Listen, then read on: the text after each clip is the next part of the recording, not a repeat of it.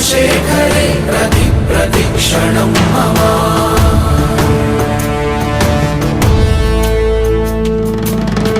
ആരിവൻ കല്ലും തൂക്കിപ്പോയിടുന്നോൻ, പൈതൽ പോലെ തോളുമേലെ നിന്നെ തൂക്കിപ്പോയിടുന്നോൻ.